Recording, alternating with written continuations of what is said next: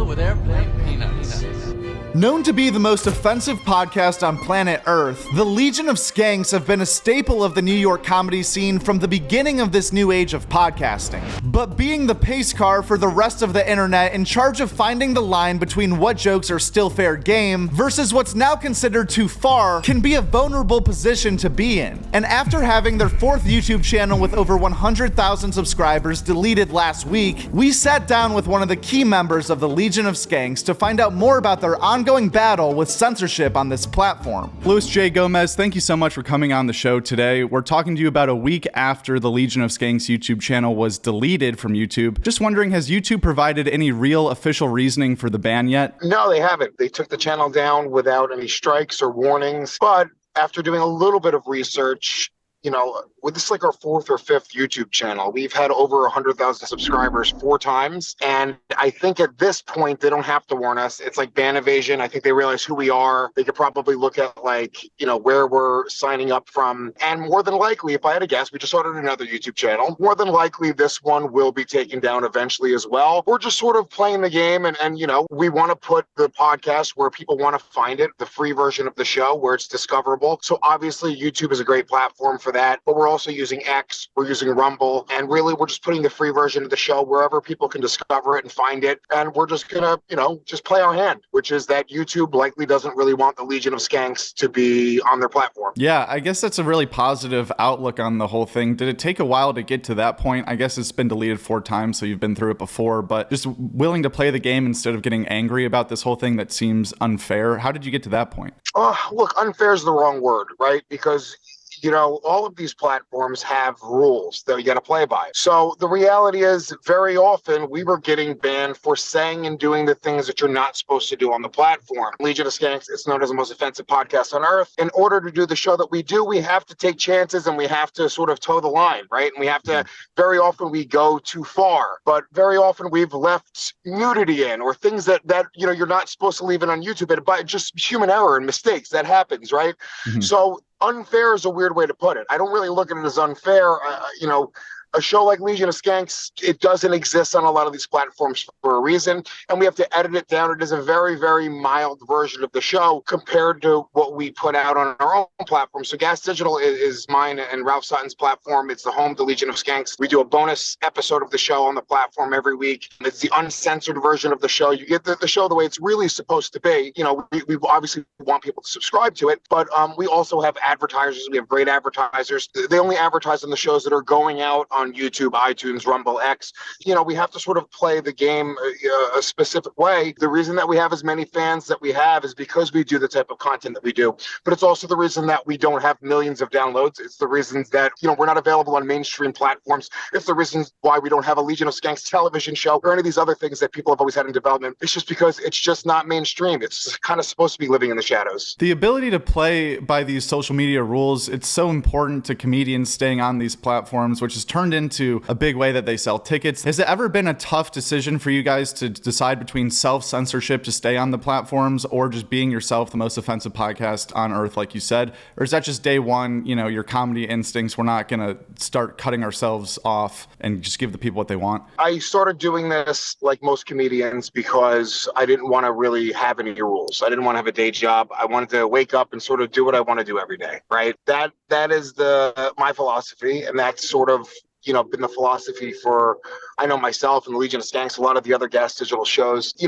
We could have all done things differently, and I could have tried to play, and I did. I shouldn't even say that because we all tried to do mainstream stuff. I did Just for Laughs, New Faces, and I did Last Comic Standing, and I've done Comedy Central, and I've done all of the meetings and the development meetings and all the things that every young comic dreams of doing, and that didn't work. What worked was being me. What worked was creating my own shit, creating my own platforms, creating the type of comedy that I love. When I started in comedy, this was it. Most comics were saying fucked up shit when I started, right? And the industry kind of shifted. Yes, would I rather be rich and have more mainstream success in that regard? Yeah, of course. It would be wonderful to snap my fingers, open my eyes, and go, oh my God, I'm a mainstream success. But that's just not what I am. And that's really not what Legion of Skanks is. I think I said it before, you sort of you have to play the hand, right? You're dealt a certain hand. You have to play your cards. Being the most offensive podcast on earth, it comes with some restrictions, but it also has enabled us to grow one of the most passionate fan bases in the world. I mean, these are different than other comedy fans. You've been to Skankfest, you know exactly the type of vibe that these people have. These are hardcore fans that will take a fucking bullet for us. With that in mind, I mean, there's benefits and negatives to sort of everything. I think we've done a pretty good job at navigating this landscape and playing by the rules on all these platforms for the most part. Like, we do. We're not trying to be, offensive to get us kicked off of YouTube. There's certain words you can't say on YouTube, we bleep them out. There's certain things you can't show on YouTube, we bleep it out or we edit it out. It's just unfortunate that sometimes you don't know. Like, we actually don't know what the reason was that they took the channel down. There was no nudity in the episode. My friend Tim Butterly just had his channel taken down because they were just talking about a guy with a big dick, right? And they kept on making fun of this guy's big hog. I guess somebody reported it for, gratuitous sexual content. So the rules are a little bit, I don't really know what the rules are. I'm just trying to, go with the flow as it comes to me. Sad news related to Louis J. Gomez and the whole Legion of Skanks channel. Deleted from YouTube today, out of nowhere. I don't know if you've heard about this yet, but their whole channel was removed earlier today. There's been some backlash from the fans wondering what's going on. YouTube censorship. Have you heard about this yet? And what are people in that circle saying? So, I just launched my brand new show, Tim Butterly's Show, on YouTube, and they gave me a warning and took it down because we were talking about a guy with a giant hog. So it's like, they don't want you to say anything these days. Dude's like, yeah, they're trying to censor me. I just want to talk about this dude's enormous unit, and it's like they took us down. But there's like, I don't know, it's very funny to watch these guys squirm and try to like find new ways to put their content up. But like, I just went up against it, and I was like I was on a live chat with Google support, like, I have a family to support. Please, you have to restore my views, you have to put my video back up, I'm trying to get sponsorship. They're like, this guy's talking about giant hogs. And that's the problem is that Lewis won't kneel down to them. You just have to beg at the altar of Google, and they'll fucking let you back on. But I think, it could be people reporting stuff. It could be once you're sort of on their radar and you've sort of been, earmarked as like problematic, or I don't like using the term shadow banned. That's like a really like, I don't know, it sounds kind of cheesy. It's not that we're shadow banned. We say the words you're not supposed to say on these platforms, right? We make fun of, just all the things that on like, that's not the message of YouTube. It's not the message of the tech industry. So They're not really trying to push that to the forefront. And we know that. I definitely don't complain about it being unfair. It would be nice if they would put Legion of Skanks in front of like-minded podcasts. They don't do that, though, and that's just that. And we have to work a little bit harder in order to have people discover our shit. But the reality is, they discover it in a very organic way. If you are a fan of Legion of Skanks, it's because a friend of yours, like old school, it's like guerrilla marketing. A friend said, hey, you got to check this podcast out, because none of these platforms are pushing us in front of other podcasters. Yeah, that makes sense. I guess it's not unfair because you know the rules, like you're saying, but it seems unfair still to me because I know that there's so many people that want this content and don't care. I don't know. It's just like, it's not offensive to some people. To some people, it's just jokes. And then it's just frustrating, I guess, that the people in charge don't understand that. But there's so many comedians that have issues with YouTube, from Tim Dillon to Theo Von. So many people have had these run-ins, but no one actually ever leaves. There's already a new Legion of Skanks channel. Like you said, there's probably going to be another one after this one day. What is wrong with Rumble, and why can no one figure out how to be the first big Rumble comedy podcast? We're talking to Rumble right now, and we're supposed to have a meeting with them to discuss doing some exclusive stuff. I'm open to this idea. YouTube is the second largest search engine on the planet behind Google, and it is where people are going to, look at their content. And then TikTok is huge as well. But if you want a long form podcast, longer videos, YouTube is where it's at. That's just that. You want to be where people are, and and that's how people are going to discover you. That's why, once Rumble figures out a way where it has as many users, it's simple. It's dollars and cents. Like, everyone, this is a business for everyone. It's not like a cash grab for comedians, right? People sometimes say that. They're like, oh, it's a cash grab. They're just trying to make money. We all spent a decade making nothing, literally nothing. We invested a decade minimum. Every comic that you've heard of, every comic you've talked about on this in this interview, every comic that is on your channel that is regularly featured, they spent a minimum 10 years making nothing and putting blind faith into the fact that one day they can maybe make a little bit of cash off their dick jokes. Yeah, I just feel like it's a business, and we have to treat it as such. For a while in the beginning, it was just very sexy to be like, dude, we're just being funny to be funny. Obviously, we want to be funny to be funny. I don't do anything that I don't believe believe it. I'm lucky enough to be in a position where I don't really even get involved with projects that don't have a creative or a financial upside, right? So it has to sort of be both. And YouTube, the reality is, if you're looking to have people and eyes on your shows, YouTube just has a larger user base. And the second Rumble has a larger user base, everyone will jump ship to Rumble because it's dollars and cents. In this business, in podcasting and in stand-up, you eat what you kill. Right. So maybe Rumble has to figure out a way that they can, change their algorithm where they're making podcasters and comedy podcasters more discoverable. Because if Rumble came to me right now and said, hey, you know what? We're going to put Legion of Skanks as a suggestion for every comedy podcast, for every like-minded podcast, or every type of content that could be related to it. We're going to make sure that you guys are being discovered and you're being put in front of them, so you have an opportunity for people to become fans of your content. I would jump over to Rumble in a heartbeat, because in my opinion, I think that we do some of the funniest content in the world. So, Legion of Skanks is still, in my opinion, the funniest podcast on the planet. So all we need is the opportunity for people to see it. 2 or 3 shows, they're going to fall in love. They're going to be like, holy shit, these guys are doing stuff that nobody else is doing. So I think we're on our way. I think Rumble is definitely, without a doubt, on its way. X, without a doubt, is getting there. Tucker Carlson just started doing his show on X. Massive show. I think the interface isn't as easy to use as YouTube, just for watching videos on your TV.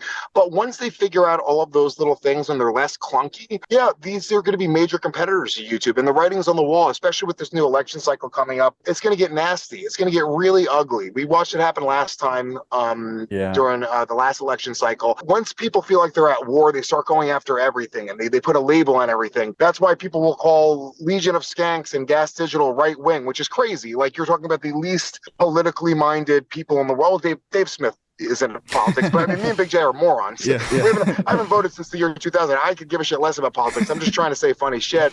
So, I do think that 2-3 years from now, you're going to see a lot more podcasters and comedians on platforms like X and Rumble, specifically because YouTube is just really making it difficult to navigate that landscape. Well, Lewis, thank you so much for your time today. I really appreciate talking with you, hearing more about this whole situation. Is there anything else that the Legion of Skanks fans should know that are listening to this? Anything about the future of the show, or just any closing statements in general that you have? Go subscribe to the new YouTube channel. Subscribe on Rumble. Check us out on X, Legion of Skanks. It's Legion Podcast is the new YouTube channel. But if you really want to support the show, if you love the show and you end up really liking it and you want to see the uncensored, ad-free version, we have over 800 episodes that are not available anywhere else. So our entire library is on Gas Digital as exclusive content, plus an extra bonus episode that we do every week. There's a lot of great member benefits, and there's another 16 shows on the network as well. So there's a ton of content that's all ad-free, all uncensored. It's not political. It's just funny. And that's at gasdigital.com. That's the platform. Awesome. Definitely go check that out. Thank you again, Lewis, for your time. Go check out the new channel. And Skankfest coming up soon. I heard that sold out Joke really World. fast. By the way, I got you some free tickets, Joke World. You're the fucking man.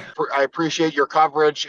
Honestly, I love the channel. I love what you do. You do it in a great way. It's obvious that you're very passionate about what you do. So I'll always support your stuff and plug your stuff as well. Well, thank you. That means so much to me. Thank you for saying that. Very kind words. Louis J. Gomez, ladies and gentlemen, thanks again. Even though it seems like there's more comics than ever who have very large channels of their own, YouTube as a whole is a massive platform that has bigger fish to fry than just comedy podcasting. With over 3 million new videos being uploaded every single day, the rules around acceptable content on YouTube caters a lot more towards the hundreds of millions of users that are on this platform looking for cooking videos or children's content. So it does make sense to have some safeguards in place, but there still could be new systems built that allow grown adults to choose what they want to watch without permanently deleting channels that contain years of history and comments that can't be replicated even if those videos are re-uploaded on a new channel. Different rules for different channels would be an easy fix that appeals to both sides. But until there is a legitimate competitor to YouTube, there's really no way for comedians to gain any leverage, which is something we'll talk about more at the end of this video. Guest spots from last week: The Joe Rogan Experience had on Bobby Lee and the Sober October crew. Bobby Lee was also on Bertcast. Two Bears One Cave was Bert and Tom and Bert. Kill Tony released their New Year's Eve arena shows this week. Brad Williams was on We Might Be Drunk. Brad was also on Being Ian with Jordan. Dusty Slay was on Are You Garbage? YMH spoke with Jesse Lee Peterson. Rick Glassman was on Tiger Belly. Chris DiStefano was a guest on Whiskey Ginger, as well as Bad Friends. Jan 6 was a hell of a holiday this year because it was my holiday, of course, storming the Capitol, but then also it's Little Christmas. I know, So you said that. It's so wild. That's the Puerto Rican Little Christmas. So I had a big day. That was my big day of the year. Little Christmas. Little Christmas. Pequeña Navidad.